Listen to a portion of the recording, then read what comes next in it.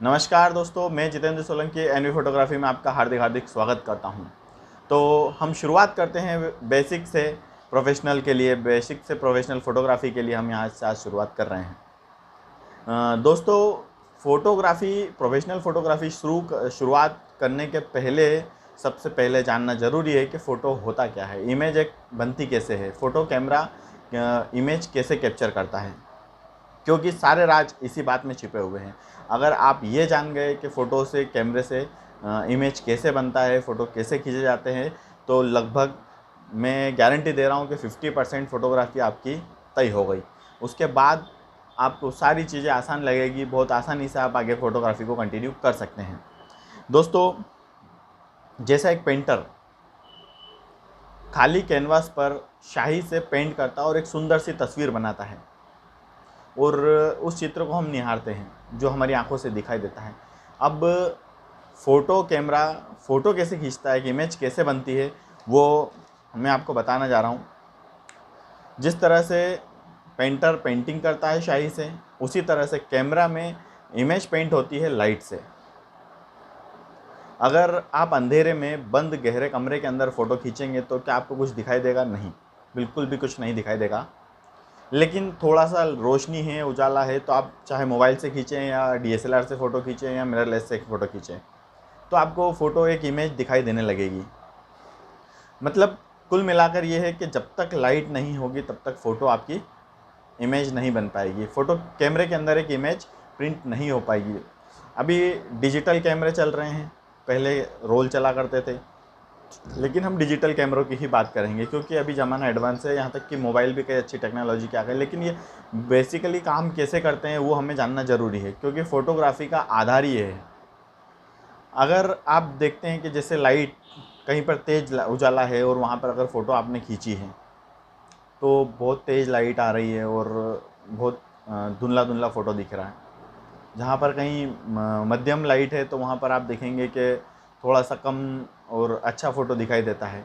मतलब कुल मिलाकर लाइट कैमरे के अंदर जाती है। कैमरे के अंदर बेसिकली एक लेंस होता है, एक बॉडी होती है। लेंस के अंदर लाइट जाती है और फिर शटर होती है जो उसे लाइट को रोकती है, और सीधे वो जाती है सेंसर पर। सेंसर पर जितनी लाइट जाती है उस हिसाब से हमें इमेज बनती हुई दिखाई देती है। जैसा कि आप देख रहे हैं मेरे बैकग्राउंड में, यहाँ पर स्क्रीन पर एक बहुत ही अच्छा सुंदर सा जोड़ा है जिसका एक फ़ोटो यहाँ पर लगा हुआ है, और बहुत अच्छा यहाँ पर फील हो रहा है। एक अच्छा एक्सपोजर यहाँ पर दिखाई दे रहा है। एक्सपोजर क्या होता है आगे हम नेक्स्ट क्लास में आगे मैं धीरे धीरे बताते जाऊँगा आपको, लेकिन बेसिक यही है कि आप सीधे से एक ही बात मान के चलिए कि अगर फ़ोटो अगर कहीं ना कहीं अगर बनती है तो वो लाइट के द्वारा ही बनती है। कैमरे में जितनी लाइट, जितना प्रकाश, जितनी रोशनी जाएगी उस तरह से ही आपको एक इमेज कैप्चर हो जाएगी। तो ये कैसे हुई? सीधे से यहाँ से रोशनी गई, इसके अंदर गई, सेंसर पे गई लाइट, और एक इमेज हमारी बन गई।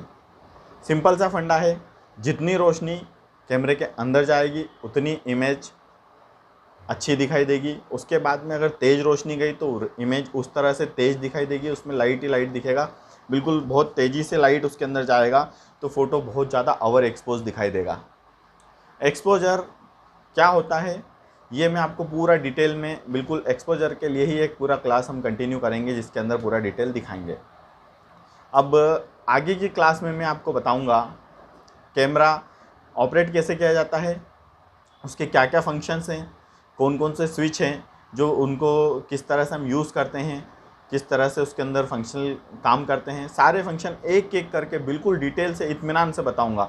इसलिए दोस्तों कंटिन्यू हमारे चैनल पर बने रहिए, आपको लगातार नई नई जानकारियाँ मैं देते रहूँगा। और साथ ही साथ जीरो से, मैं फिर बार बार दोहरा रहा हूँ इस बात को कि जीरो से हम 100 तक का सफ़र तय करेंगे। ऐसा नहीं है कि मैंने आपको शुरुआत में बता दिया और फिर बीच में सीधे स्विच कर गए, ऊपर आगे पहुंच गए, ऐसा नहीं है। मैं ये मान के चल रहा हूँ कि आपको फ़ोटोग्राफ़ी नहीं आती है, बिल्कुल भी नहीं आती है। उस हिसाब से मैं आपको जीरो से शुरुआत कर रहा हूँ। लेकिन दोस्तों आज जीरो से शुरुआत कर रहे हैं, आगे जाकर आप बहुत अच्छी फ़ोटोग्राफ़ी करेंगे, ये मेरा दावा है। और लगातार हमारे चैनल से जुड़े रहिए, लगातार अपडेट होते रहिए।